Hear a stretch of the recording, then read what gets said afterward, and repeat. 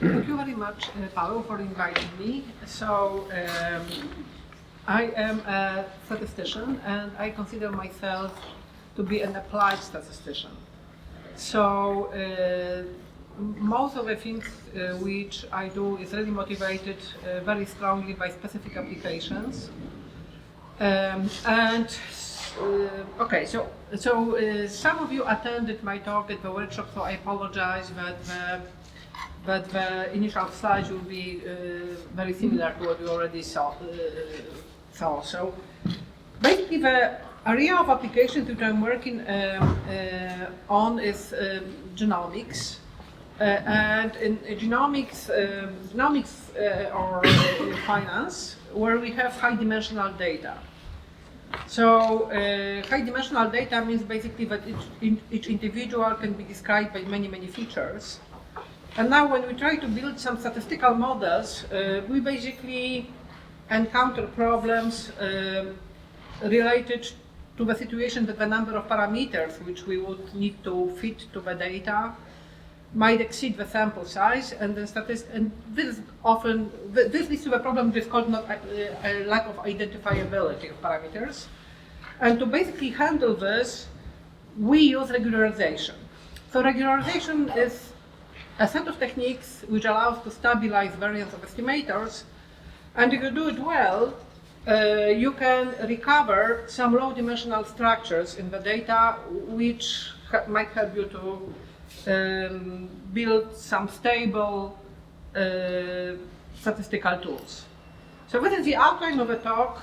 There is a lot of material, and I am a statistician, so I understand that most of you are working on topology or applied topology, so I will be very glad to answer any questions during the talk, even at the price that I don't cover everything that I have on my slides. So I strongly encourage you to ask questions during the talk.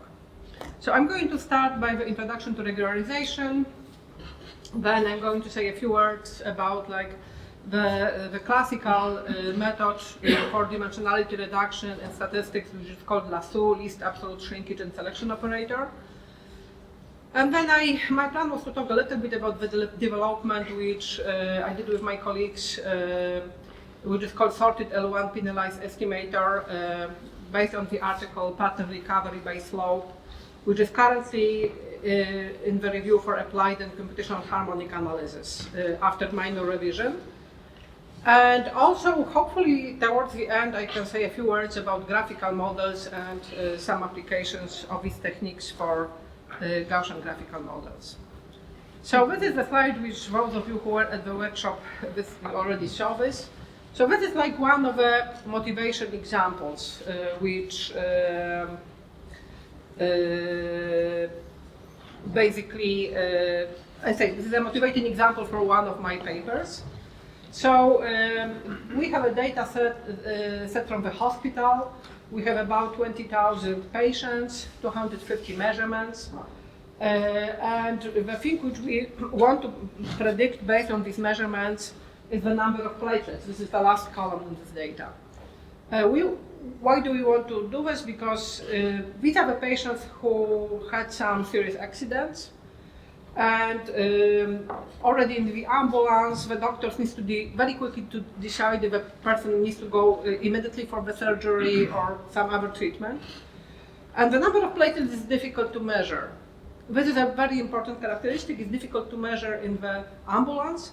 So based on these 250 measurements, we were supposed to construct a relatively simple model which will allow to predict. So we have in our case, the dimension of data is like 250. I have 250 measurements.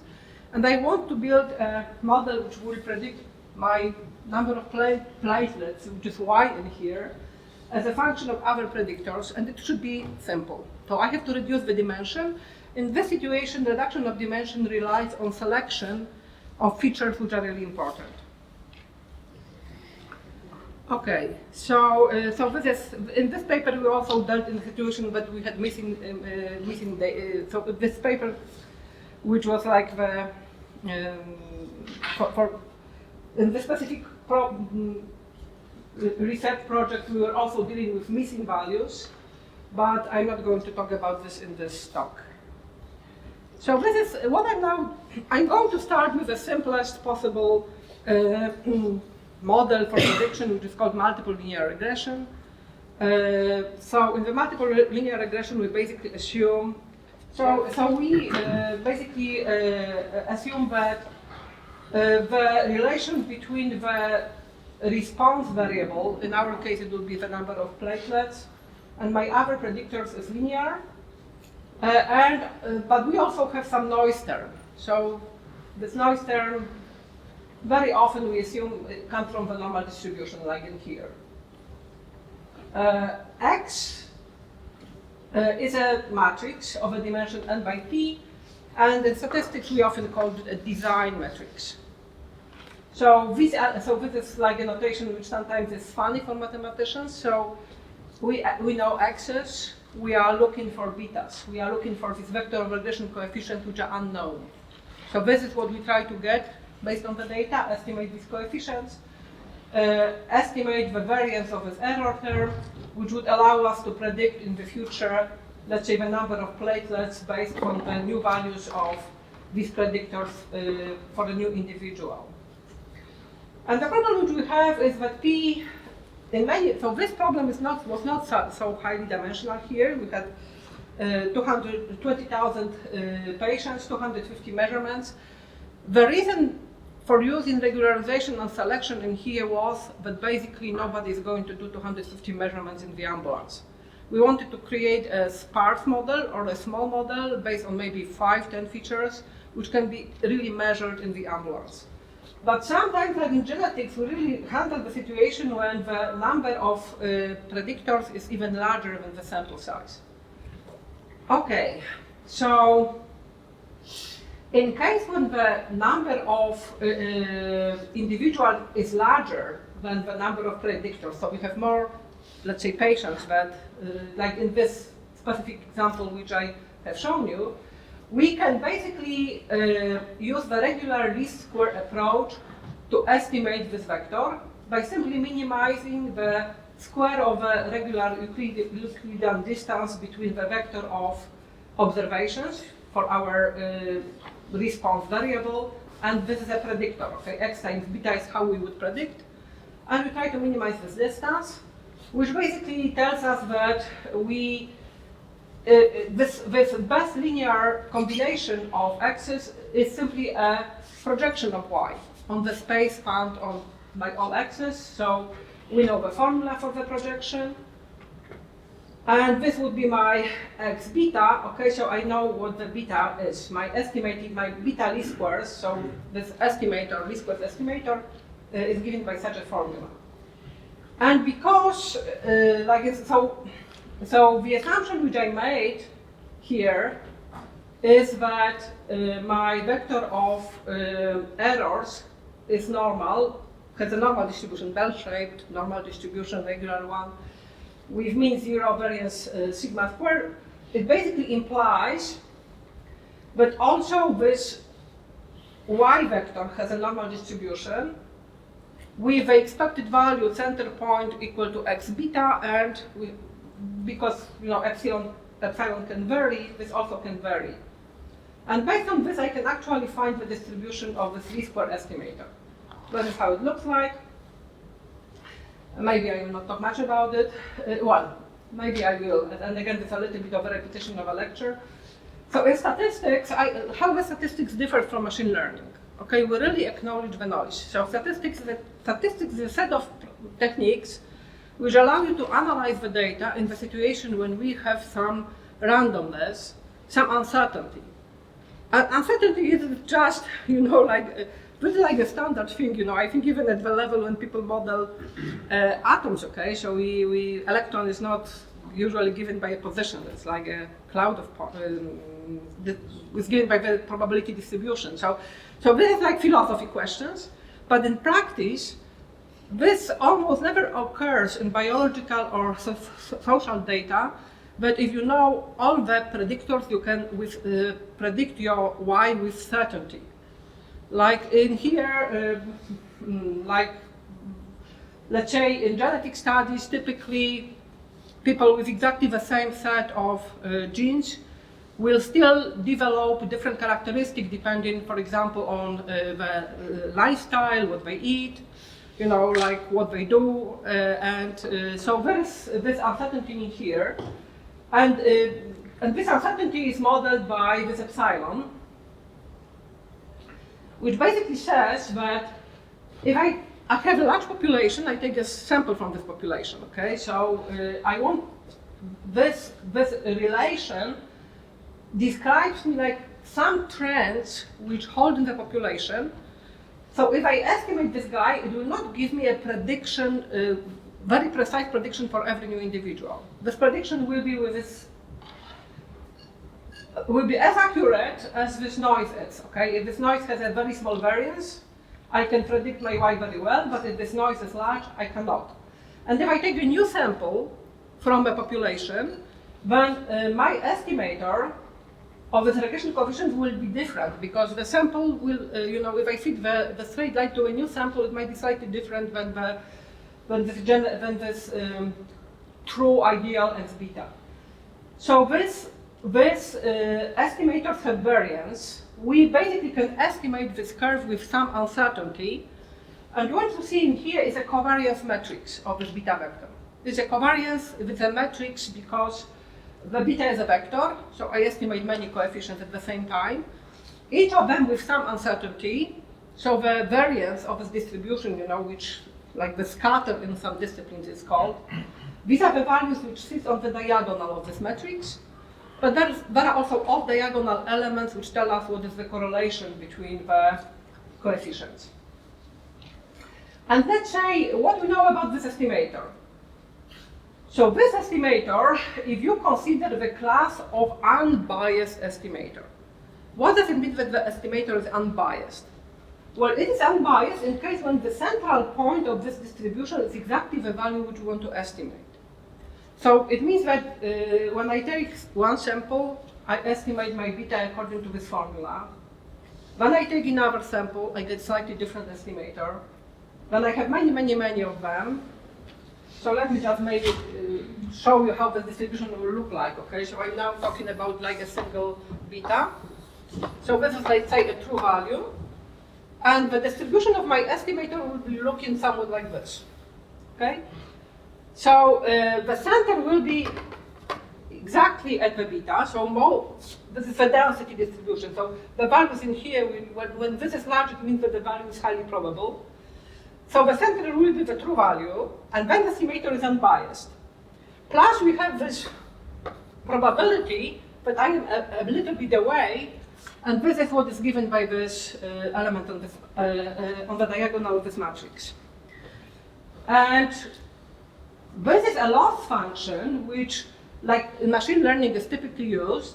So if you want to have a good estimator, this is the one which minimizes the typically, we use the squared loss, which minimizes the typical distance between the estimator and beta, and we know that this specific estimator minimizes this distance among all unbiased linear estimators. Okay, so this is like what most people who learn basic statistics know.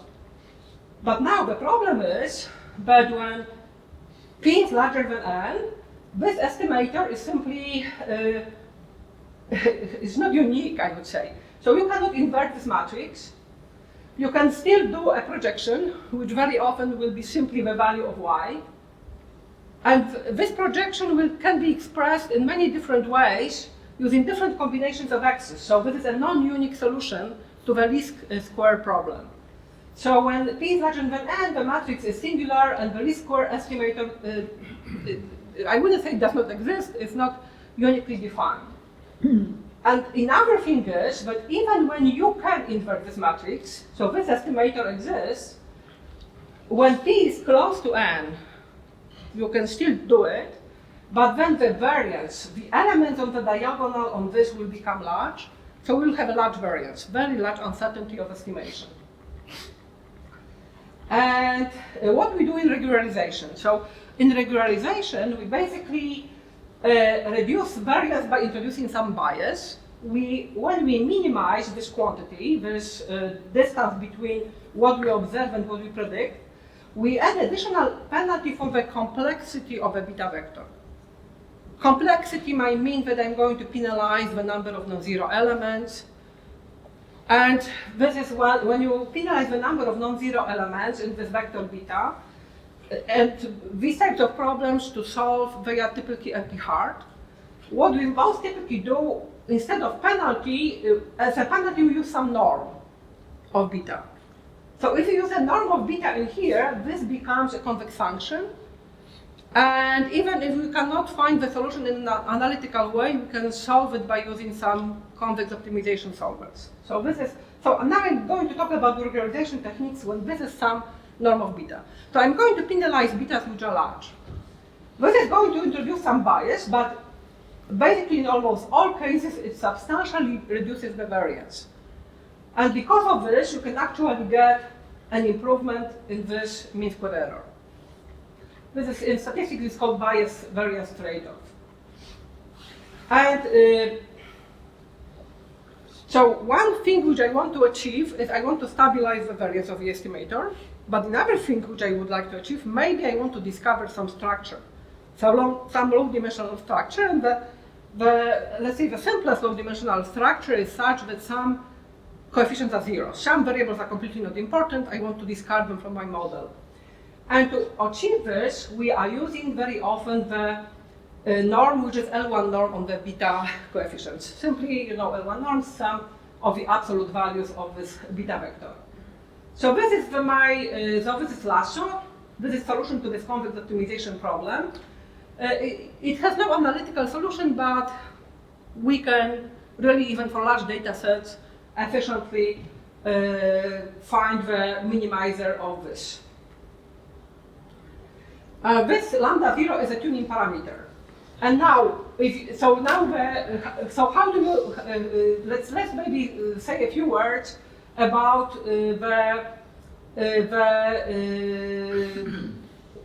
why it happens that Lasso eliminates some regression coefficients.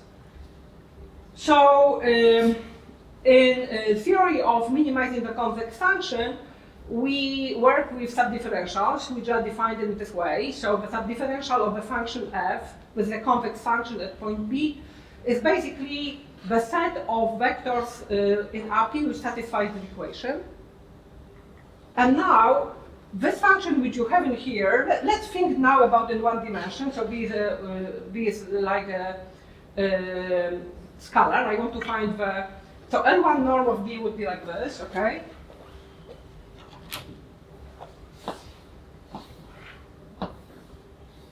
Sorry, not L1, but absolute value of B, okay? So this, and now if we calculate the subdifferential, at the point when the function is differentiable, this is simply the gradient. So it will be 1 in here and minus 1 in here. And for the functions of one coordinate, the subdifferential at this point, which is when the derivative does not exist, is the whole interval between the left-hand side derivative and the right-hand side. Okay, so basically the subdifferential in here is like the whole set of points. And now the basic theorem in the optimization of convex functions is that the function f of x attains a minimum at x0 if and only if 0 belongs to the subdifferential. So but you see, this is not so difficult to be included in this interval. It's relatively large. So now here is like calculus which shows how the Lasso estimates look like under a very specific design which we call an orthogonal design. So if my matrix X satisfies this, X prime X is equal to identity, you can simply use this calculus, subdifferential calculus, and you can find out how the Lasso estimate looks like. So if X prime X is identity, clearly you can invert it, okay?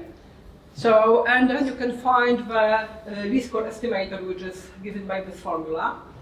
And the relation between the Lasso estimator and the least squares is like this. So basically, let me just maybe draw it.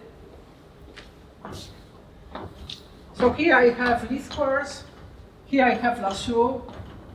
So if your design is orthogonal, then I can write analytical form of Lasso solution for each coordinate. So let it be just maybe coordinate number 1.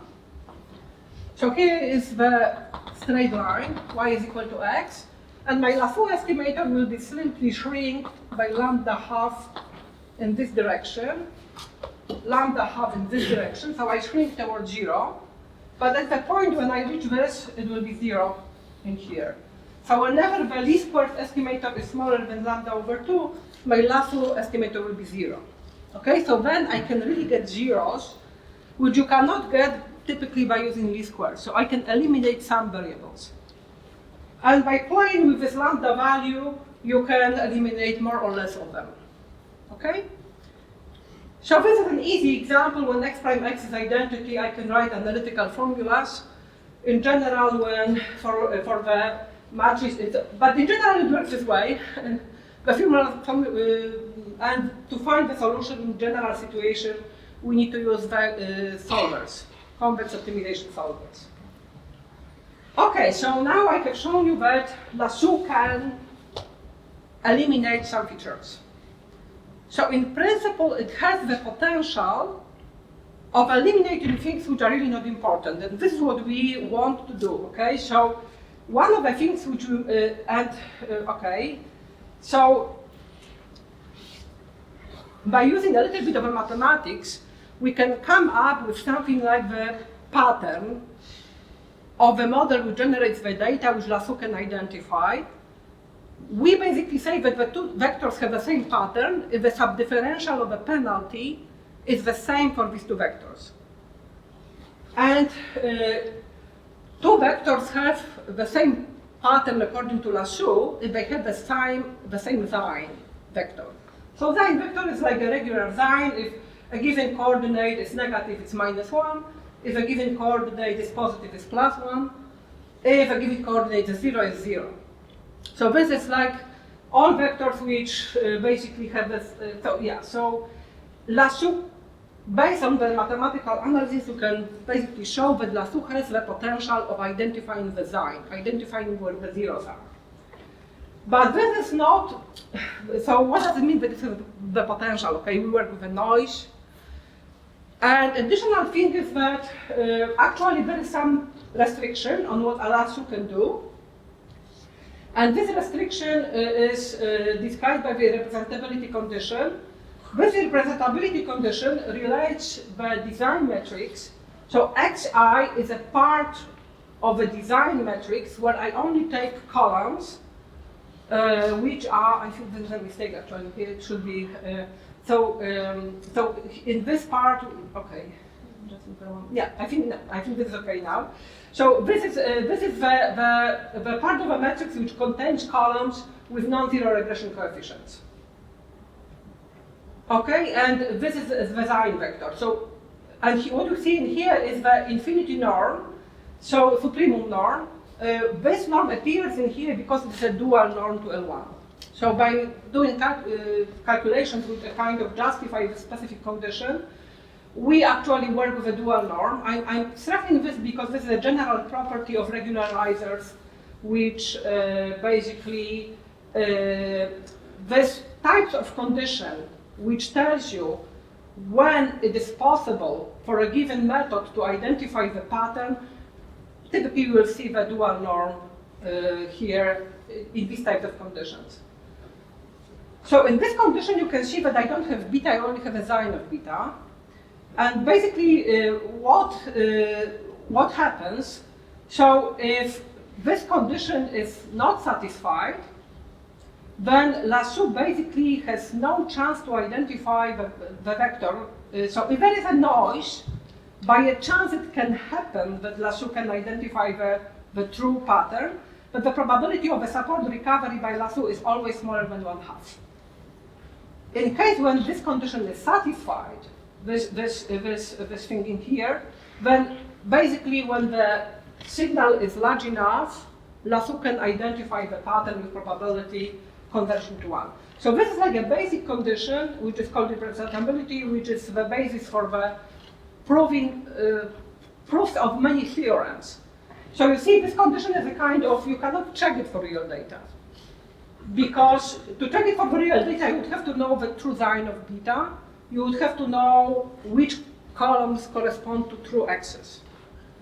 Okay? But then, this is like the if and if condition.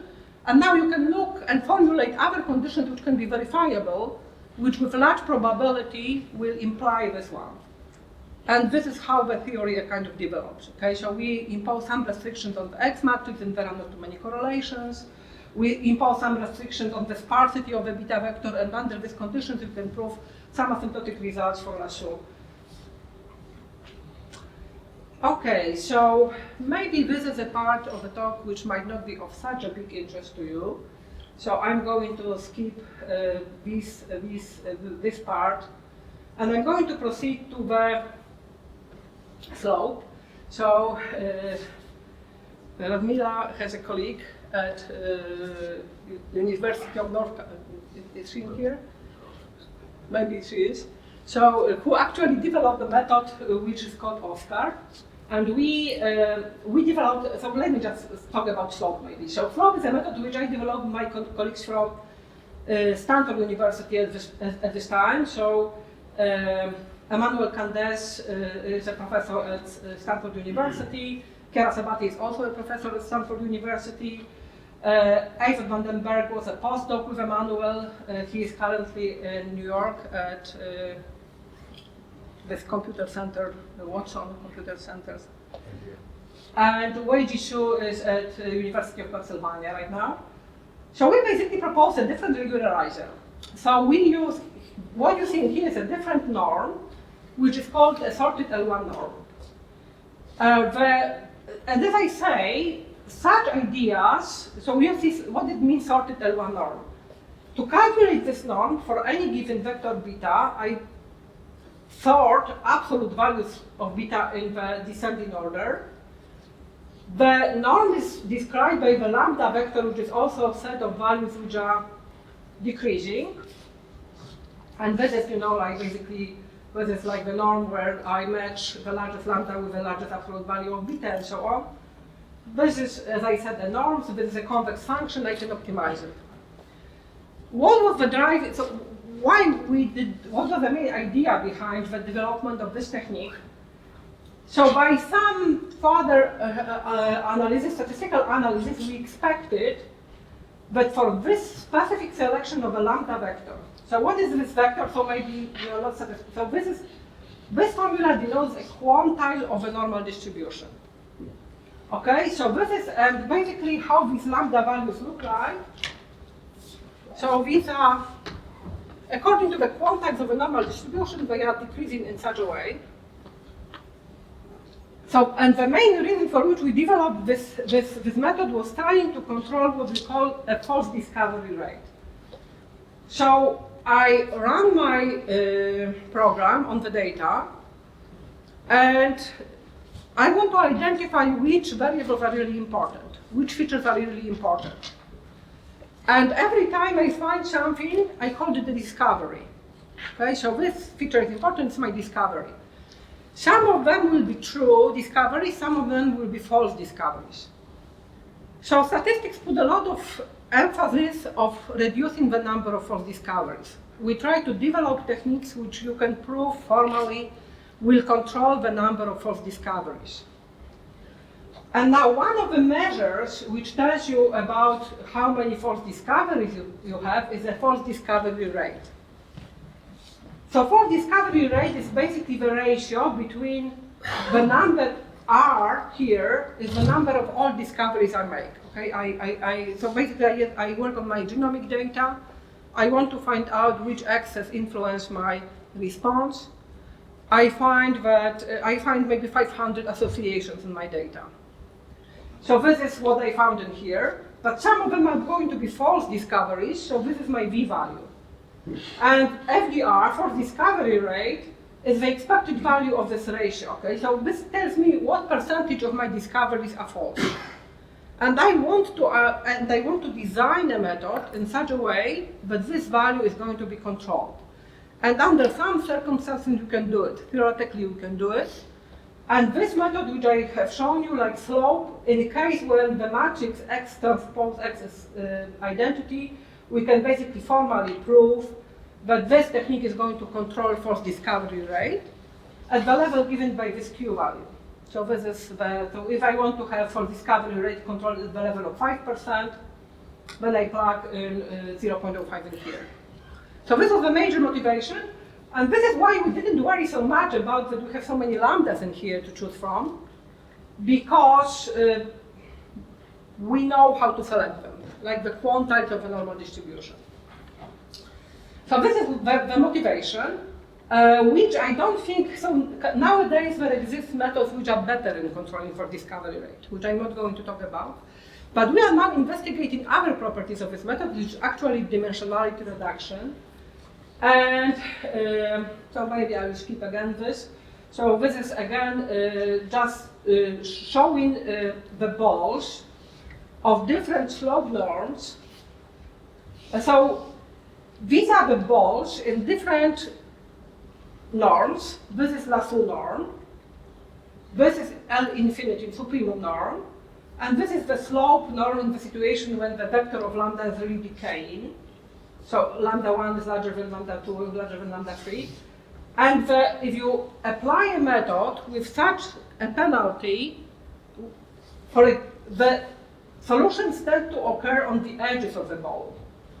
So for Lasso, typical solutions will have, you can achieve zeros because the edges occur when at least one coefficient is 0. In supremum norm, the edges occur when some coefficients are equal to each other. Okay? So this method works completely differently than Lasso, and they are both kind of included in slope. Because for Lasso, I would have all lambdas equal. For the supremum norm, only first lambda will be larger than 0.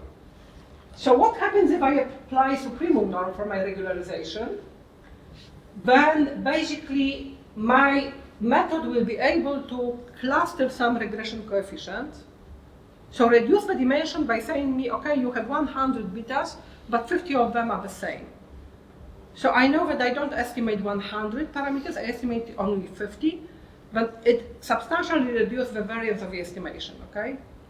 So this is what this method is going to do, and slope in its generality can do both. Can identify zeros and can identify clusters. And we have several papers where we basically, okay, analyzed these clustering properties from the theoretical perspective. And the recent paper, which is now, as I have this under review, hopefully it was only major revision.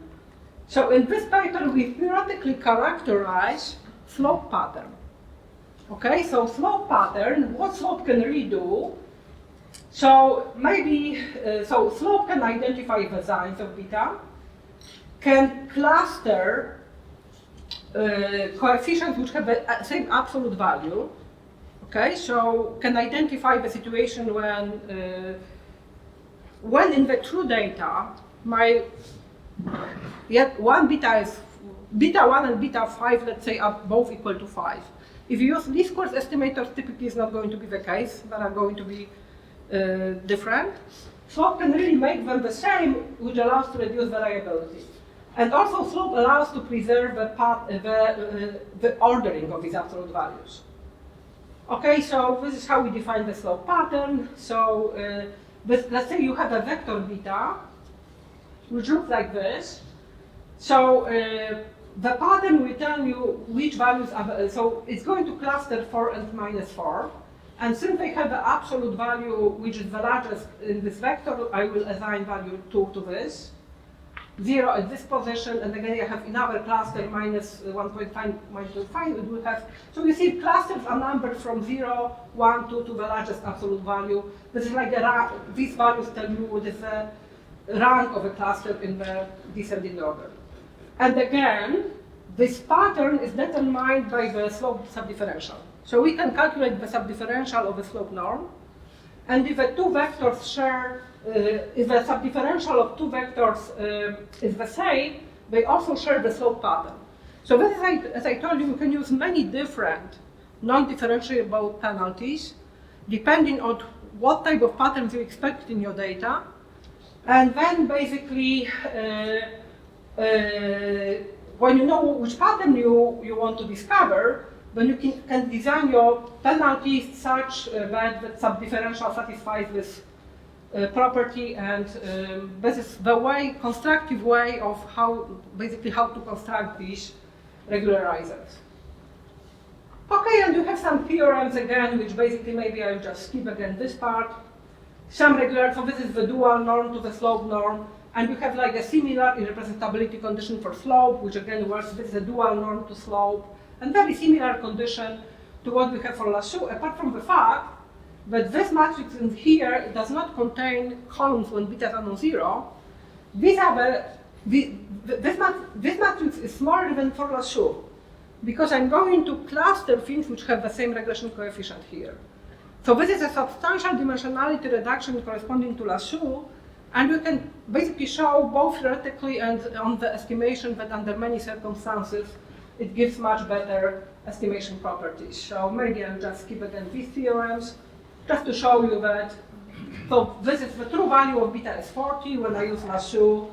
These are my estimates, so Lasso cannot identify that they are all equal. Slope can identify this, and therefore the estimator by slope, which is red, is basically perfect for all coefficients in here.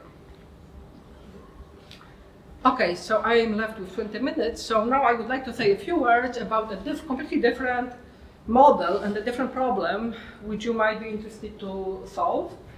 So basically, I'm going to say a few words about unsupervised learning and about graphical models. So maybe let's start from the covariance and precision matrices. So I have my p-dimensional random vector. I don't have my response. Well, all I want to do is to find some structure of relationships between elements in this X vector. And the easiest way to describe the relationship is basically to calculate the covariance matrix. Okay, so this is the definition of a covariance. How many of you know what is a covariance? Do you all know?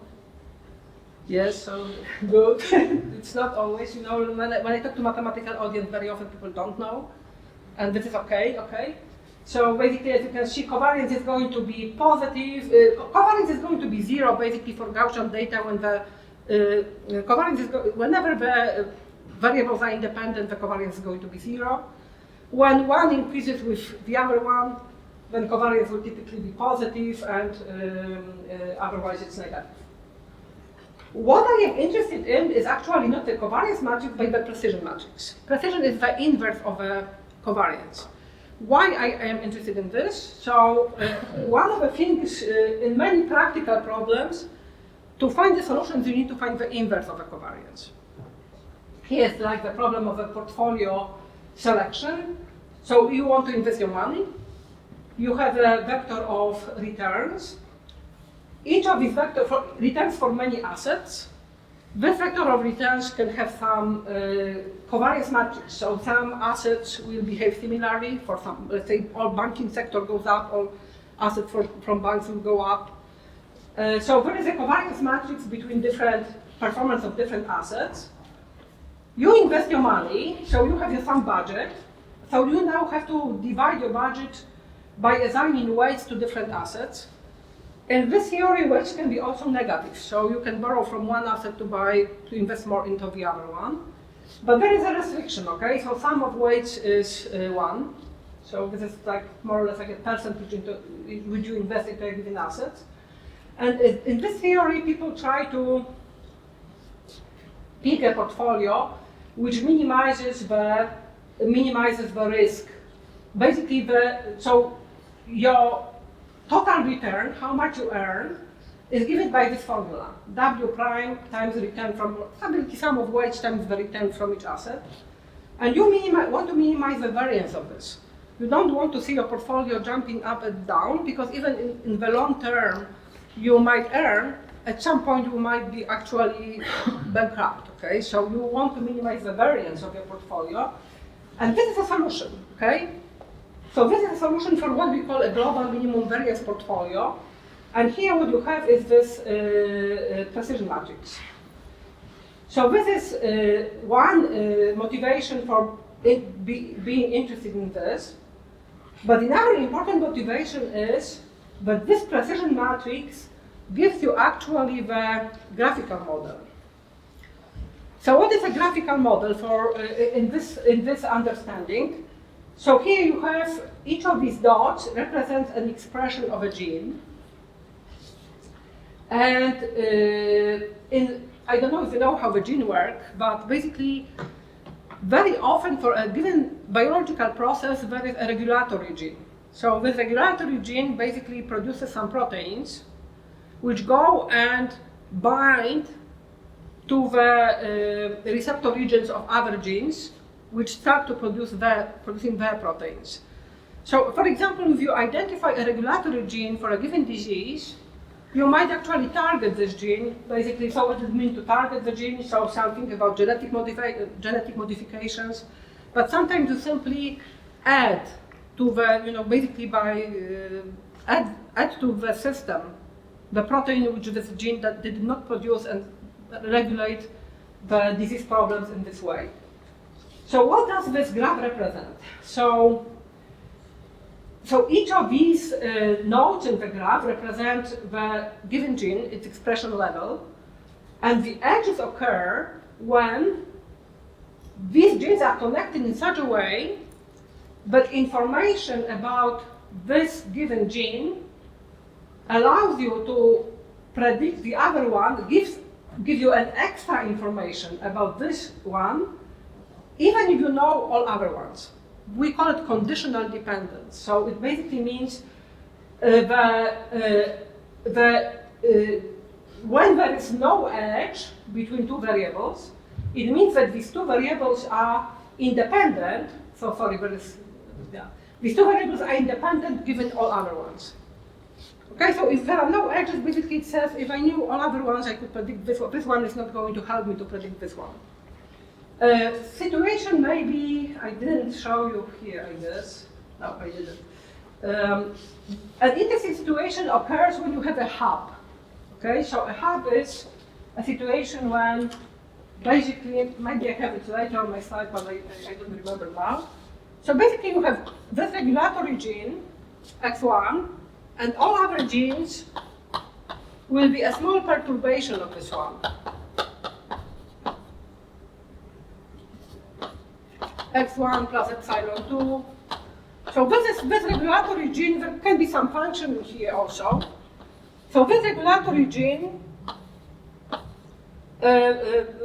influences the other ones. So if you write a covariance matrix between them, they are going to be all correlated because they are all induced by this one. If you find a precision matrix, there will be so the precision matrix for this model will look like this.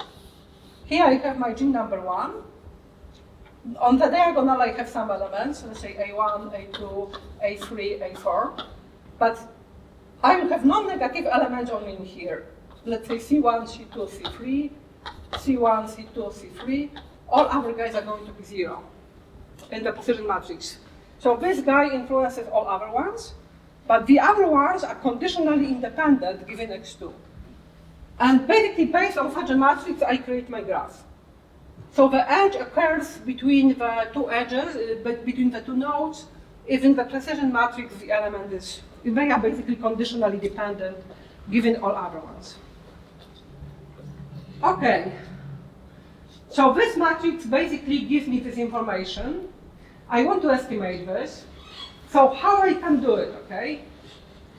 So I can write this function is the Gaussian cross entropy function, or in statistics it's called the log likelihood function. A classical, so this is like the product of the multivariate densities at each of the data points.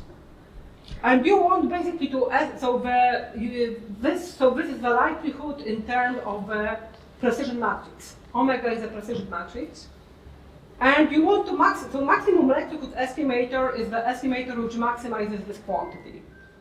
Okay, so here you have a sample covariance matrix. This is a formula for the sample covariance matrix of the standardized data. So each, after subtracting the average at each column. And then, if you calculate the maximum, if you maximize this with respect to this parameter, you get basically that your estimator will be the inverse of the covariance matrix. So I'm going to finish very soon. So basically, again, I cannot invert this matrix, covariance matrix, in case when p is larger than n. And then for the same motivation, I have a problem that the variance is going to be large of this estimator. So for this problem, we are also using the Lasso or slope. So here you can basically also regularize by penalizing for the L1 norm of the off-diagonal elements of theta. So you have to vectorize your omega to calculate this L1 norm. And this is the graphical Lasso version. And if you apply this graphical Lasso version, then